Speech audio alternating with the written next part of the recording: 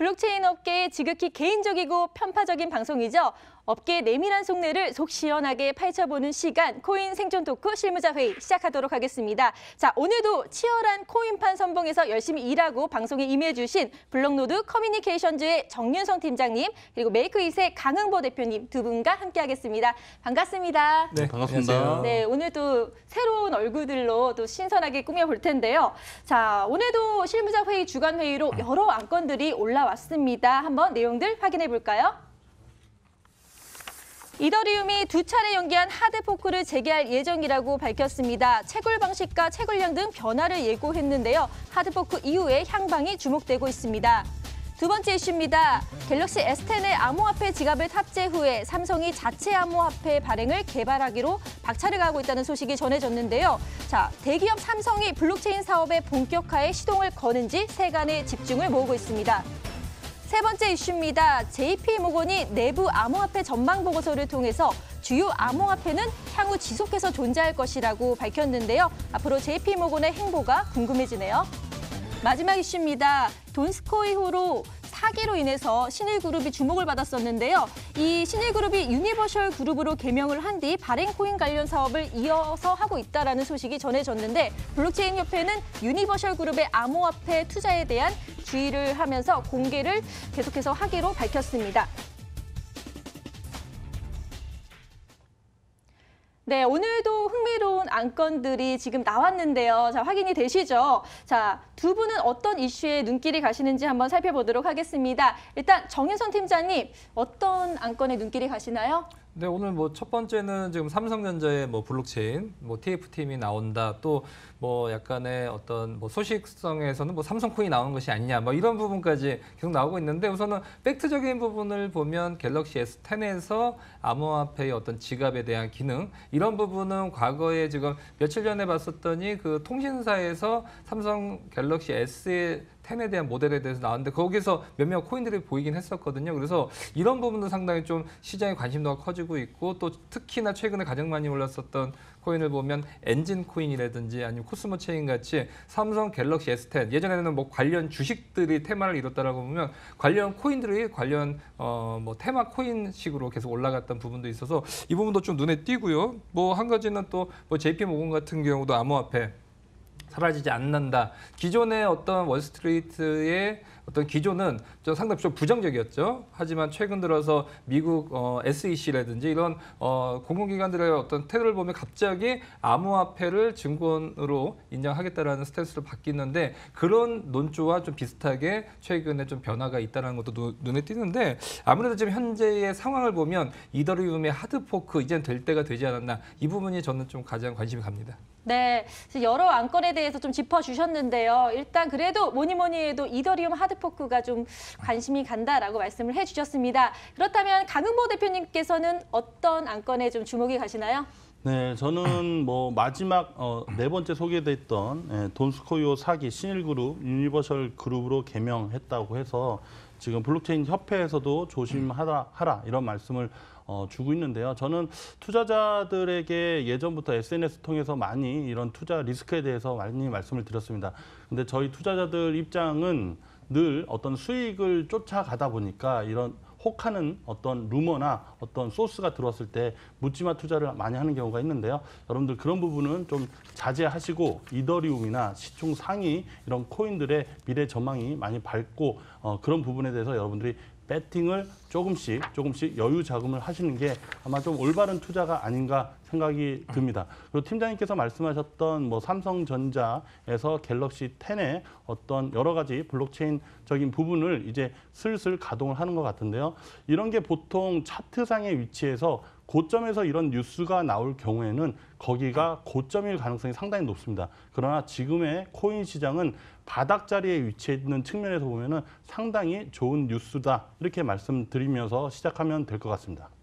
네, 돈스코이호 사기 사건으로 인해서 투자자분들이 좀 걱정이 많으실 텐데 이런 비슷한 일이 발생하지 않도록 좀 주의를 해야 될 것 같고요. 역시나 이더리움 하드포크에 대해서 언급을 해주셨습니다. 그럼 두 분께서 공통적으로 뽑아주신 안건을 오늘의 주제로 한번 정해보도록 할까요? 발표를 하겠습니다. 자, 오늘 두 분의 픽 해주신 안건은요. 하드포크 앞둔 이더리움 예전 명성 회복할까라는 주제로 코인 생존 덕후 실무자 회의를 시작하겠습니다. 네.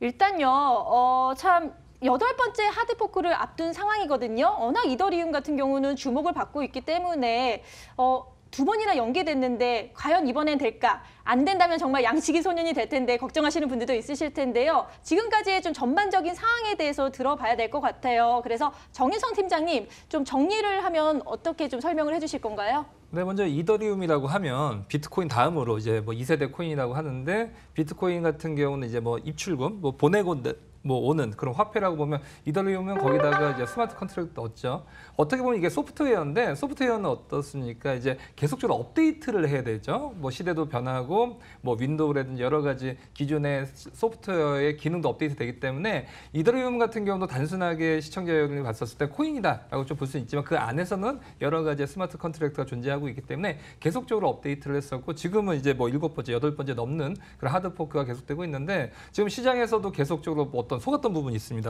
하드포크 된다라고 했지만 또 연기가 됐었고요. 또 화면에서 나오는 것처럼 비탈릭 같은 경우 유튜브에서 뭐 이번에는 연기 없다라고 했지만 또 역시나 연기가 되는 부분은 있는데 개발자분들 아실 겁니다. 이제 연기가 이제 어떤 뭐 코딩이라든지 이런 작업 다 됐지만 또 한 줄 정도 또 오류가 발생해서 또 다시 해야 되는 그런 부분도 좀 있기 때문에 여기에 대한 우려가 계속 있었다라고 볼 수 있고 화면을 보면 이더리움 발전 로드맵에 4단계가 나오는데 프론티어, 홈스테드, 그다음 메트로폴리스, 세레니티 상당히 이름이 좀 고급지죠. 이런 계속적으로 하드포크가 있었는데 특히나 기존의 그 기조를 보면 어떤 처음에는 프론티어 단계에서는 스마트 컨트랙트 실행이나 디앱 제작, 그다음에 코인을 채굴하고 발행을 해서 네트워크를 형성할 수 있는 그런 기능을 넣고요. 두 번째 단계에서는 지금 뭐 홈스테드 같은 경우는 프론티어의 안정성 향상이라든지 아니면 쉬운 운용 목적, 그다음에 메트로폴리스 같은 경우는 서명에 대한 함수 추가라든지 아니면 프라이버스 솔루션을 도입을 하면서 채굴에 대한 보상을 이제 여러 가지로 좀 바꾸는 축소하는 그런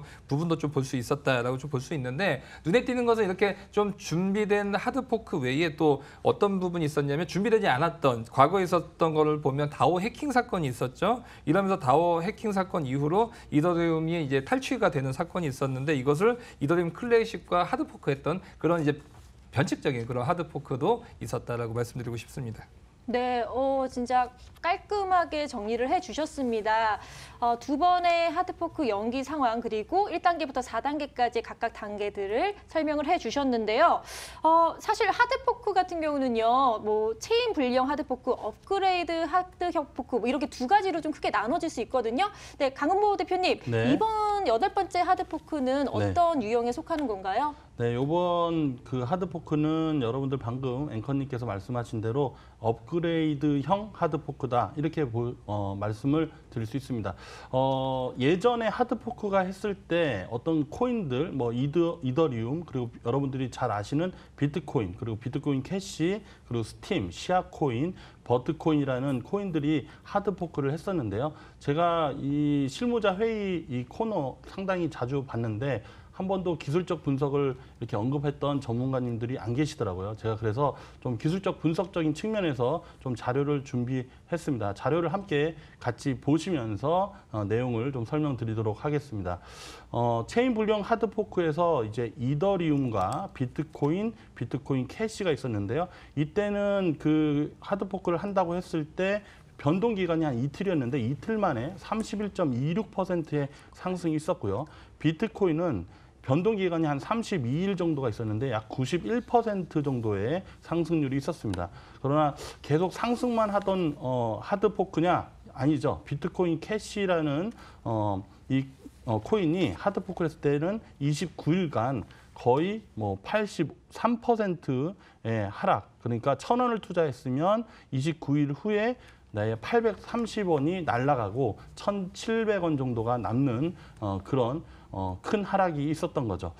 근데 요번에는 체인 불량 하드포크가 아닌 업그레이드형 하드포크였습니다. 업그레이드형 하드포크는 이더리움이 마이너스 23% 그러니까 7일 정도의 변동 기간이 있었는데요.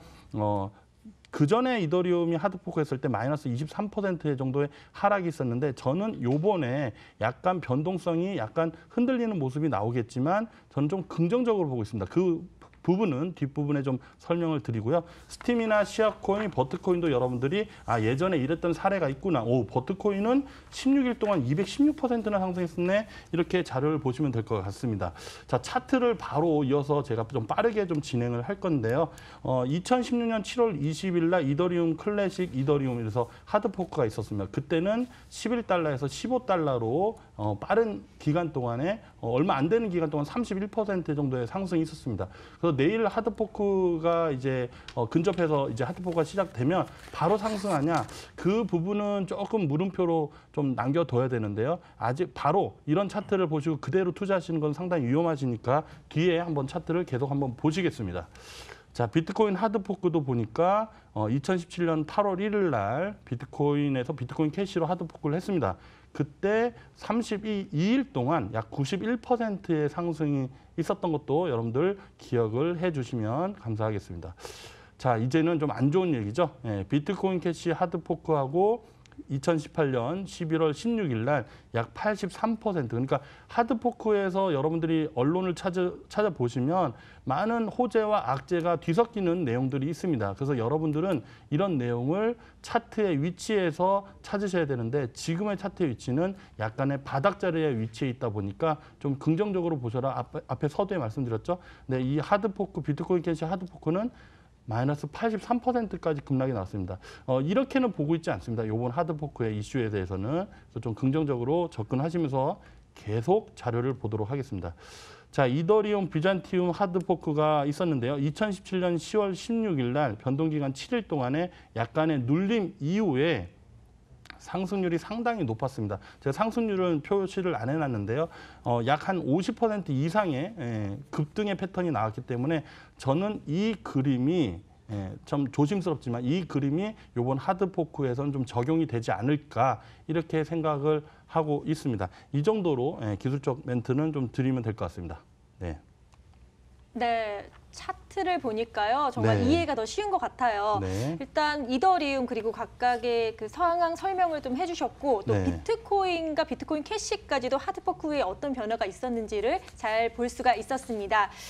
그런데요. 일단 또 짚고 넘어가야 될 게 있는 게 네. 이번 하드포크 같은 경우는 2차례나 연기가 됐습니다. 그래서 여기에 대한 배경을 좀 들어봐야 될 것 같은데요. 대표님 어떻게 보시나요? 네. 갑자기 팀장에서 대표로 죄송합니다. 팀장님. 네. 대표라고 해주셨어요. 네. 우선은 지금 2018년도 이제 8월 달에 원래 이제 이 하드포크가 이제 진행되기로 했었거든요. 그런데 지금 뭐 테스트 단계에서 오류가 또 발견이 되기도 했었고요. 그러면서 지금 2019년도 1월 달, 그 다음에 이제 3월 달 초로 지금 계속적으로 연기가 되는데, 앞서 말씀드렸다시피 이제 보안상의 결함이 있다라고 했지만 내부적으로는 사실은 어떤 이제 계획을 했었지만 좀 계속적으로 테스트 단계에서 뭔가 오류가 발생이 된 부분이 좀 더 크지 않나라고 좀 볼 수는 있을 것 같은데, 어쨌든 간에 공식적으로는 합의 알고리즘에 대한 문제, 또 보안에 대한 결함이 있다라고 해서 계속적으로 갔었고요. 그다음에 앞서 지금 화면에 보여주는 것처럼 8번째 하드포크의 주요 내용, 이런 부분을 좀 다루면서 계속적으로 넘어갔었지만 오류가 2번 있었는데요. 뭐 비트 변화의 도입이라든지 아니면 트랜잭션의 처리에 대한 효율화, 그다음에 가스비를 이번에 절감을 대폭 하겠다라는 EIP 1283도 있었고요. 그다음에 트랜잭션의 어떤 대비라든지 채굴 보상에 대한 감소, 난이도 폭탄에 대한 연기, 이런 부분이 좀 있었는데 지금 우선 2번째 연기 이후로는 그 이후 때의 추이도 좀 지켜봐야 될 것 같습니다. 네, 8번째 하드포크 내용과 또 연기된 그 배경에 대해서 좀 설명을 해주셨는데요. 이더리움 하드포크 어쨌거나 이제 진행이 정상적으로 된다면은 여러 가지 또 안팎으로 영향을 미칠 것 같습니다. 그래서 거기에 대해서도 좀 알아봐야 될 것 같은데 암호화폐 시장에 얼마큼 영향을 주나 이걸 짚어볼 텐데, 최근 암호화폐가 상승세를 좀 이뤘거든요. 그래서 이게 이더리움 하드포크에 영향을 받은 건지 어떻게 보시나요, 팀장님? 네, 우선은 뭐 하드포크가 좀 이제 강력한 하드포크가 있고 그렇지 않은 하드포크가 있거든요. 그래서 이번 뭐 이더리움 이더리움의 하드포크에 대한 암호화폐의 시장, 우선은 과도기적인 뭐 업그레이드이기 때문에 시장에 대한 미치는 영향은 적을 수도 있다라고 좀 볼 수는 있지만, 문제는 이제 3월 초에 이제 저희들이 봤었을 때는 다들 이번에는 이제 연기가 안 되고 제대로 이제 하드포크가 될 것이다라고 봤지만, 만약에 이것이 또 연기가 된다라고 보면 어떤 실망에 대한 매물 이런 부분도 좀 조심을 하셔야 될 필요성이 있다라고 좀 볼 수 있고요. 그다음에 하드포크 같은 경우 시장에 좀 영향을 미치는 부분이, 우선은 기존의 과거에 하드포크가 두 가지가 있는데요. 어떤 하드포크는 기존의 체인을 버리고 새로운 체인으로 가는데 두 가지 어떤 의견이 대립이 됐었을 때 두 개를 좀 쪼개지는 경우가 있습니다. 얼마 전에 있었던 게 이제 비트코인 뭐 캐시의 ABC와 SB가 진행 나뉘어지지 않습니까? 이게 뭐냐면 이번에 하드포크 되는데 한쪽은 업그레이드만 해, 아니면 한쪽은 완전히 바꿔. 이런 두 군데가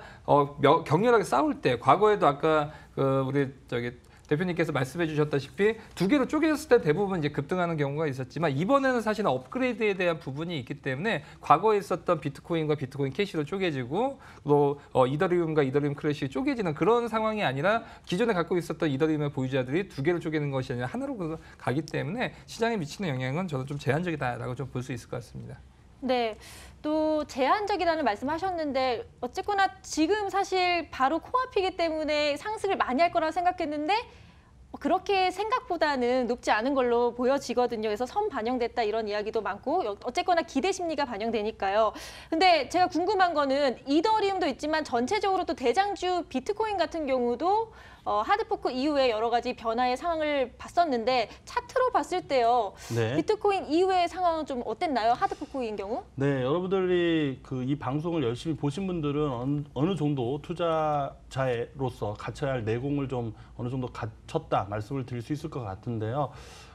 그래도 이더리움의 어떤 이슈를 갖고 투자를 하시기에는 그 전에 하실 게 있습니다. 그래서 앵커님께서 좋은 질문을 해주셨는데요. 제가 비트코인 제 모니터 차트를 좀 보면서 비트코인의 현 위치를 말씀드리고, 이더리움을 투자를 하는 게 적긴지 그거를 좀 조언을 좀 드리고자 합니다. 차트 한번 같이 보시도록 하겠습니다. 자, 비트코인이 예전에는 뭐 2,700만 원, 800만 원 얘기가 있었는데, 지금은 뭐 360만 원, 70만 원 갔다가 최근에 450만 원을 위로 올리는 모습이 나왔습니다. 지금 살짝 눌림의 공간인데요. 구간이 좀 나오고 있습니다.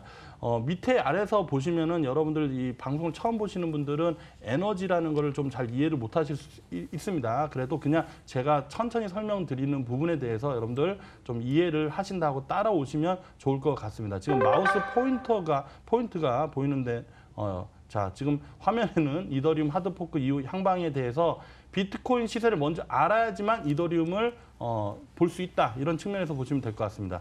자, 지금 마우스 포인트가 돼 있는 이 자리가 막내 에너지인데요. 막내, 그리고 두 번째가 둘째고 큰형입니다. 그래서 막내 에너지가 지금은 아래쪽으로 내려오고 있는 모습입니다. 그리고 둘째도 아래쪽으로 내려오고 있고, 큰형은 저쪽 먼 산에서 고공행진을 하고 있습니다. 이 에너지가 뭘 뜻하냐면, 비트코인은 올라가더라도 잠깐 쉬어갈 거고, 올라가더라도 잠깐 쉬어갈 거고, 마치 뭔가를 기다리고 있는 그런 위치다, 이렇게 보시면 될 것 같습니다. 그래서 이더리움이 하드포크에서 호재가 반영된다 하더라도 비트코인의 위치가 현재 고공행진을 할 가능성, 그러니까 지금 바닥의 위치에서 좀 행진을 옆으로 길 가능성이 높다 보니까 여러분들이 적극적으로 지금 당장보다는 조금 분할로 이렇게 해서 이더리움 투자 쪽에 좀 체크를 하시면서 좀 관심 있게 보시면 좋을 것 같습니다. 네. 이더리움의 하드포크 뒤에 이거를 매수해야 되는지 좀 고민되시는 분들은 또 차트를 통해서 이렇게 분석을 해주시니까 도움이 네. 많이 되실 것 같은데요. 역시나 비트코인 대장주이기 때문에 그 하드포크 이후의 향방과 좀 비교를 하면서 분석을 해주셨습니다. 그렇다면 과거에 이더리움 하드포크 그 당시의 상황은 어땠는지도 좀 들어봐야 될 것 같은데요. 팀장님 좀 분석을 해주세요. 네. 우선은 뭐 하드포크가 또 극명하게 나누는 경우가 두 가지가 있는데요. 그 당시가 상승장이었는지 하락장이었는지가 굉장히 좀 중요합니다. 네. 그래서 상승장에서는 뭘 갖다 붙여도 다 호재고요. 하락장에서는 뭘 갖다 붙여도 다 악재로 작용을 해서 빠지게 더 빠지는 그런 영향을 보여줬는데 사람 보더라도 이상 안 좋게 보면 한없이 또 뭐 좋은 점도 나쁘게 보이는 것처럼 거의 비슷했던 그런 하드포크의 과거 행적들이 좀 있었는데요. 우선 상승장일 때는 뭐 이더리움이라든지 이더리움 클래식 또 비트코인과 비트코인 캐시 나눠질 때는 과거에는 어땠었냐? 우선 첫 번째로서는 우선 비트코인 갖고 있던 내 계좌에 비트코인과 비트코인 캐시 두 가지가 이제 있죠. 하나 갖고 있는데 갑자기 두 개가 나눠졌습니다. 시청자 여러분들 딱 기분이 어떻습니까? 굉장히 또 두 개로 늘어지니까 굉장히 좀 좋게 호재로 좀 작용했겠죠. 화면 보이다시피 지금 뭐 로드맵 기반의 하드포크가 좀 나왔었는데 과거에도 마찬가지로 비트코인 캐시 같은 경우가 17년도 11월 초에 48만 원에서 거의 70만 원까지 45% 상승을 했었고요. 당시 상승장이었던 부분 그러다 보니까 비트코인에서 비트코인 캐시, 그다음 비트코인 골드, 심지어는 이제 막 비트코인 다이아몬드 모든 이제 보석 이름이 다 나왔었는데 그러면서 계속적으로 어떤 상승에 대한 랠리를 계속적으로 줬는데 대신에 이때 조건이 있었습니다. 하드포크가 됐었을 때 두 개의 코인으로 쪼개지는 그런 지원이 있어야 되는데 이런 지원은 거래소가 지원을 해줘야지만 됩니다. 왜냐하면 거래소가 그 전산을 지원을 안 해줬을 때는 비록 내가 비트코인과 비트코인 캐시가 두 개로 쪼개졌지만 그 내 이용하는 거래소에서는 비트코인 캐시가 안 나올 수도 있거든요. 그래서 이런 부분이 동반이 됐었을 때 상당히 좀 강력한 흐름을 보여줬다라고 볼 수는 있지만 반대로는 얼마 전에 있었던 비트코인 캐시 ABC와 SB로 지금 쪼개지는 그런 부분도 보여줬었는데 그때 같은 경우는 물론 등락이 있었습니다. 두 개로 쪼개지면서 단기 반등도 있었고 또 하락도 있었는데 결국엔 좀 빠지는 그런 모습을 보여줬었는데 마찬가지로 이때도 ABC 같은 경우는 뭐 네트워크 진영과 또 SB 같은 경우는 엔체인이나 코인기 같은 두 가지의 양대 어떤 채굴 거래소, 채굴 장이 이제 뒤에 있기 때문에 거의 힘이 비슷했거든요. 그런 면에서도 하락장에서도 역시나 단기 반등 정도를 줄 수 있는 그런 호재다라고 좀 볼 수 있을 것 같습니다. 네, 물론 시세에 따라서 오를 때는 오르고 또 내려갈 때는 뭐 하드포크와 상관없이 또 내려가는 그런 상황이 발생하는데 어쨌거나 단기적으로는 긍정적이라는 말씀 해주셨고요. 과거 이더리움 하드포크 때는 뭐 오르락 내리락 그런 시세 변동이 있었는데 이번에는 또 어떤 예상이 되는지 차트를 통해서 좀 분석을 하면 더 이해가 쉬울 것 같거든요. 대표님 네. 부탁드립니다. 네, 앞서 제가 비트코인 차트를 좀 보여드렸습니다.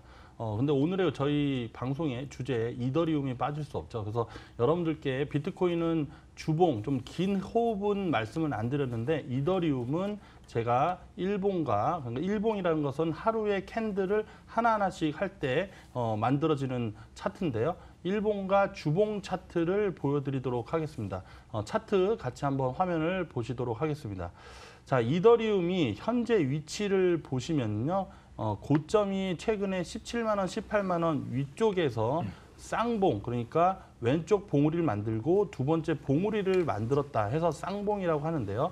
이 쌍봉 흐름으로 내려오고 있습니다. 그러면 보통 여러분들 주식 투자하신 분들은 쌍봉에서 내려올 경우에는 어떻게 되냐? 매도를 해야 된다 이런 얘기를 많이 하시거든요. 근데 현재 구간에서는 어떻게 보셔야 되냐면 아까 앞서 비트코인에 대한 에너지를 제가 설명을 드렸는데 비트코인의 아까 에너지는 막내와 맨 위에 있는 게 막내고요. 두 번째가 둘째 형이고 맨 마지막에 있는 게 큰 형입니다. 예, 큰 형인데 이 외바닥으로 하는데 아까 비트코인보다는 먼저 바닥 쪽에 이더리움이 있는 모습입니다. 이게 뭘 뜻하는 거냐? 이더리움 하드포크를 차트상 호재 쪽으로 보고 있다. 그러니까 이 이더리움을 선도하는 세력들이 있습니다. 그러니까 시장을 컨트롤하는 세력이라고 표현할 수가 있는데요. 그 분들께서 지금 이더리움은 매수를 좀 봐도 되지 않을까 하고 입지를 어느 정도 펀치를 내리고 있다. 이렇게 보시면 될 것 같습니다. 그리고 좀 약간 즐거운 얘기를 좀 제가 드리자면 이더리움은 주봉 차트라고 있습니다. 이게 좀 길게 보는데요.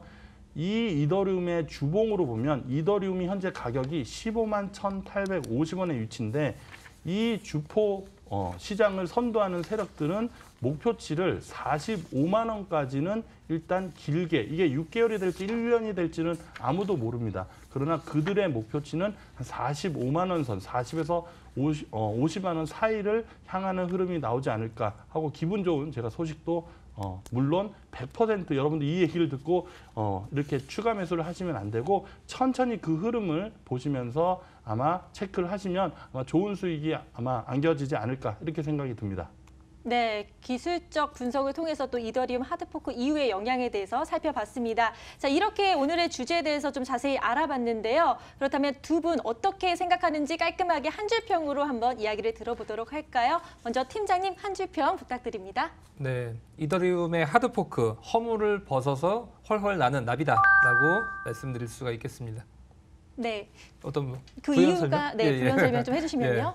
우선은 뭐 허물을 벗으면서 애벌레가 이제 허물을 벗고 이제 헐헐 날아가죠. 마찬가지로 이더리움 계속적으로 뭐 이오스도 나오고 그 이후에 또 국내 뭐 한국 로컬형 플랫폼도 계속적으로 나오다 보니까 이더리움의 명성 또 거기 안에 들어가는 새로운 코인이나 뎁들 같은 경우가 새로운 플랫폼을 계속적으로 찾으면서 이더리움 같은 경우 좀 찾는 부분이 과거의 명성만큼 좀 안 되는 그런 부분을 보여주고 있는데 그러다 보면 기존에 있었던 문제점은 두 가지였죠. 가스비에 대한 부분 또 속도에 대한 부분인데 이런 부분을 계속적인 하드포크에 맞게끔 개선을 한다라고 보면 다시 한번 또 어떤 날갯짓을 할 수 있지 않을까라고 좀 볼 수 있을 것 같습니다. 네, 이번엔 강흥보 대표님의 한 줄 평도 들어볼까요? 네, 일단 여러분들 앞에 방송에서 말씀을 제가 드렸던 것 같은데요.